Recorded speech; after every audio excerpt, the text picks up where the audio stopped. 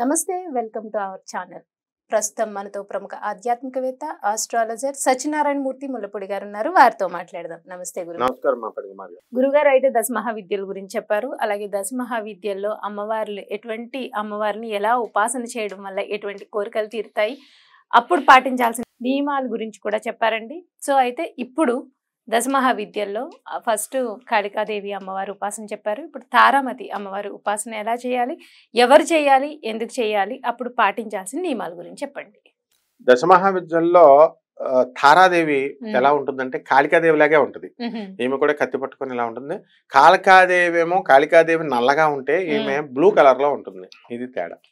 ఈమె ఎవరికి అని అంటే ఎవరైతే చదువు రాదో, పాపం మందబుద్ధితో పిల్లలు ఉంటారో, తెలివితేటలు లేవో, డల్ గా చదువు విద్యలో డల్ అవుతారో, లాటరీల్లో నష్టపోతుంటారో, షేర్స్ లో డబ్బులు పెట్టి నష్టపోతూ ఉంటారో, చిట్టి పాటలు లాస్ అవుతూ ఉంటారో, అటువంటి వాళ్ళకి తారాదేవి ఉపాసన చేసుకుంటే బ్రహ్మాండం.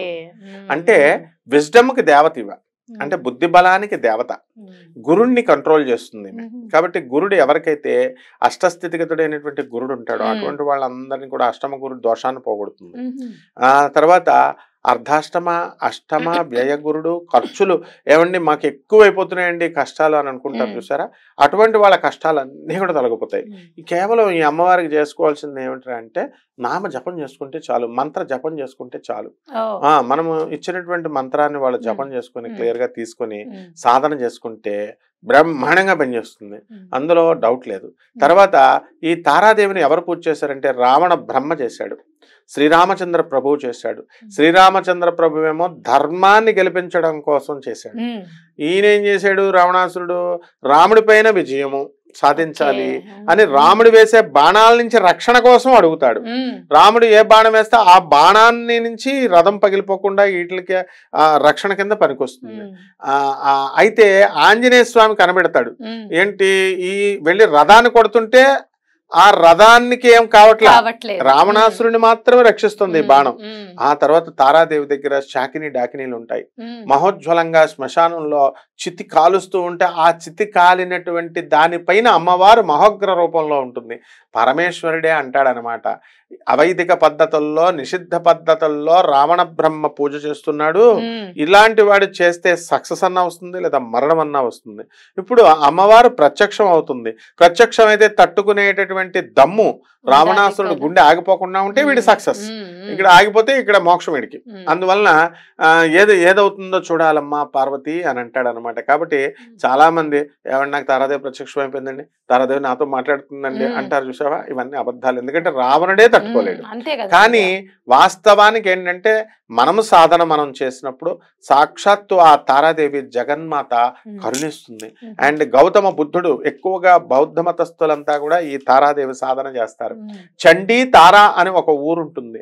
అది ఎక్కడంటే గయాకి వెళ్లే దారిలో, కాశీ నుంచి గయాకి వెళ్లే దారిలో. అలాగే తారాదేవి యొక్క తారాపీఠ అని ఉంటుంది. ఈ తారాపీఠకి కనుక వెళితే అక్కడ తారాదేవి యొక్క ఒరిస్సా, బీహార్, బెంగాల్ ఇవన్నీ ప్రాంతాలలో కూడా తారాదేవి అమ్మవారి యొక్క పూజలు హిమాచల్ ప్రదేశ్ వరకు బ్రహ్మాండంగా నార్త్ లో ఎక్కువ జరుగుతాయి. కాబట్టి వాళ్ళు ఎలా చూస్తారంటే అమ్మవారిని, కాళికాదేవిని, తారాదేవిని మనం ఎలాగైతే లక్ష్మీదేవిని, సరస్వతి దేవిని చూస్తాం అంత ఈజీగా దేవతగా చూసుకుంటారు. కాబట్టి ఈ తారాదేవి యొక్క సాధన రోజు పసుపు కుంకాలు వేసుకుని పూజ చేసుకుంటూ, ఫోటోలు ఇంట్లో పెట్టుకోవాలా అండి? ఆ టైంలో ఫోటో అనేటటువంటిది ఇంట్లో పెట్టుకోవచ్చు, బ్రహ్మాండంగా పెట్టుకోవచ్చు, ఏమీ లేదు. విగ్రహం కూడా పెట్టుకోవచ్చు. రోజు మాత్రము పూజ అగరబత్తీలు వేసి అలా చందనం గంధం వేసుకుంటూ షోడశోపచార పూజ చేసుకోవాలి. ఓం తారాయ నమః అని తారా సహస్రం ఉంటుంది, తారా అష్టోత్తరం ఉంటుంది. మనకులాగే తారా మంత్రాలు చదవడం వల్ల ఏ విధమైనటువంటి సైడ్ ఎఫెక్ట్స్ రావు. అండ్ శ్రద్ధ అనేటటువంటిది అవసరం. ఎవరికైతే నమ్మకము శ్రద్ధ ఉంటుందో వాళ్ళు జగన్మాతని, మనం పార్వతీదేవి అవతారమే కదా, చక్కగా చేసుకోవచ్చు. అలా కాకుండా వీళ్ళు భయపడుతూ చేస్తే అనుమానం పెనుభూతం అంటారు. వాడు మనసులో ఏదనుకుంటే అదే అవుతుంది. దీనివల్ల ఏంటంటే విపరీతమైనటువంటి వశీకరణ శక్తి వచ్చేస్తుంది. ఆడవాళ్ళకేమో మగవాళ్ళ చుట్టూ తిరుగుతారు, మగవాళ్ళ కనుక ఈ పూజ ఆడవాళ్ళ వశీకరణ శక్తి అనేటటువంటిది బ్రహ్మాండంగా మనకి వీళ్ళకి వస్తుంది అనమాట. అలాగే అంతేకాదు వశీకరణం అనగానే ఆడవాళ్లే అని అనుకుంటాం కదా, అలా కాకుండా ధనాకర్షణ, జనాకర్షణ, ఉద్యోగంలో ప్రమోషన్స్, గురుడే కదా మనకి ఇచ్చేది ప్రమోషన్స్, పదవి. ఆ తర్వాత తారా అమ్మవారికి ముఖ్యంగా మనకి ఏమండి భౌతిక సుఖాలే ఇస్తుందా అండి, మరి మోక్షం ఇవ్వదా అండి అనుకుంటాం కదా, మోక్షం కూడా ఇస్తుంది. తర్వాత వర్చస్సు విపరీతంగా పెరుగుతుంది. అనారోగ్యంతో బాధపడుతున్నటువంటి వాళ్ళ యొక్క బాధ పోతుంది. ముఖ్యంగా డయాబెటీస్, షుగర్ వ్యాధి ఉన్నటువంటి వాళ్ళు ఈ అమ్మవారిని కనుక పూజ చేసుకుంటే వాళ్ళ షుగర్ వ్యాధి తగ్గిపోతుంది.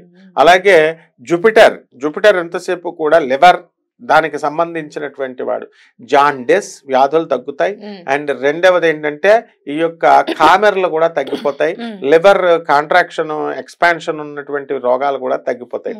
అంటే ఏమండి గురుగారు మరి మందులు వాడక్కర్లేకుండా తగ్గిపోతాయా అండి అని డౌట్ ఉండొచ్చు. అసలు మనం మేకలను చూడండి మీరు, ఏ రోగాలు రావు. జంతువులను చూడండి మీరు, మేకలు హెర్బల్స్ తింటాయి, చెట్లు ఆకులు తింటాయి. కాబట్టి వాళ్ళకి ఏమైనా కోళ్ళు పక్షులు వీటికి ఏం రావు. ఎప్పుడైనా వచ్చినా కుక్క ఏం చేస్తుంది చూడండి, కుక్క పిల్లి గడ్డి తింటుంది. ఆ గడ్డి తినగానే వామిటింగ్ అయిపోయి పోతుంది. ఆ టైప్ లో ప్రకృతిని బ్రహ్మాండంగా సెట్టింగ్ చేశాడు దేవుడు. మనం కూడా వాటిలాగే మనం వెజిటేరియన్ ఫుడ్లు అవి తింటే హెర్బల్స్ అంతా, ఈ హెర్బ్స్ లో మనకి ఈ రోగాలను నయం చేసే శక్తి మనకు ఉందన్నమాట. అందుకే ప్రాచీన ఆయుర్వేదము, అలాగే 7th సెన్స్ 6th సెన్స్ అని ఒక సినిమా వచ్చింది విక్రమ్తో. అందులో అతను ఈ యొక్క ఆయుర్వేదం దాంతో మనకి సూర్యతో అతను చేసినప్పుడు తగ్గిపోతుంది. అలా ఆ ప్రాచీన ఆయుర్వేదాలు వైద్యాలు ఇవన్నీ కూడా తారాదేవి కంట్రోల్లో ఉంటాయన్నమాట. కాబట్టి అప్పుల బాధలు ముందు తొలగిపోతాయమ్మా. ఇన్కమ్ రావట్లేదండి అంటే జీవనం చాలా దుర్భరంగా ఉందండి, వాటి దుర్భరం కూడా తగ్గిపోద్ది. కాబట్టి ఈ అమ్మవారి మంత్ర జపం మనం మన దగ్గర నుంచి తీసుకొని వెళ్ళు, చక్కగా జపం చేసుకుంటే నిర్మోహంగా అన్ని కష్టాలు కూడా తొలగిపోయి అమ్మవారి కరుణా కటాక్షాలు లభిస్తాయమ్మా. అయితే మీరు చెప్పినట్టుగా ఒక 41 రోజులు దీక్షలా తీసుకుని, అంటే అప్పుడు ఆ నియమాలు మరి ఏంటండి? నియమాలు 41 రోజులు దీక్ష పెట్టినప్పుడు ఏ దేవుడి నియమాలు లాగా అలాగే అనమాట. బ్రహ్మచర్యము, నేల మీద పడుకోవడము, ఒంటిపూట భోజనము, రోజు తలంటి స్నానము, ఇవన్నీ చేయొచ్చు. సంవత్సరాలు చేసేవాడు మరి వాడికి కుదరదు కదా పాపం. అందుకని అలాంటి వాళ్ళకి నియమాలు ఏం అవసరం లేదు.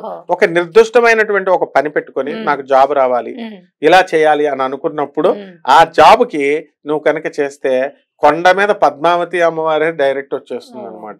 వెంకటేశ్వర స్వామికి పద్మావతి, ఇప్పుడు రామచంద్ర ప్రభువుకి ఈ యొక్క తారాదేవినే పూజ చేశాడు, తారాదేవిని చేశాడు. రావణ బ్రహ్మ తారాదేవిని చేశాడు, శ్రీనివాసుడు కూడా తారాదేవినే చేశాడు. అందువలన అంత జగన్మాత అయినటువంటి యోగమాయ అన్నమాట. అయితే ఎప్పుడు చేయొచ్చు, ఏమి 41 రోజులే అని కాకుండా చక్కగా మీ దగ్గర మంత్ర దీక్ష తీసుకుంటే మీలాంటి వాళ్ళ దగ్గర అది ఎప్పుడు చేసుకోవచ్చు. బట్ ఏంటంటే ఒక నిర్దిష్టమైన సమయం పెట్టుకుని ఆ టైంలో మాత్రం శుచిగా శుభ్రతగా ఉంటూ అంతే మీరు చెప్పిన నియమం ఏదైతే ఉందో అది పాటించుకుంటూ అప్పుడు ఆ టైంలో చేయాలి, ఎటువంటి కోరికైనా తీరుతుంది. రైట్ అండి. అయితే దశమహావిద్యల్లో భాగంగా తారాదేవి ఉపాసన ఎవరు చేయాలి, ఎందుకు చేయాలి, ఎటువంటి నియమాలు పాటించాలి అనేది చాలా చక్కగా వివరించారండి. ధన్యవాదాలు.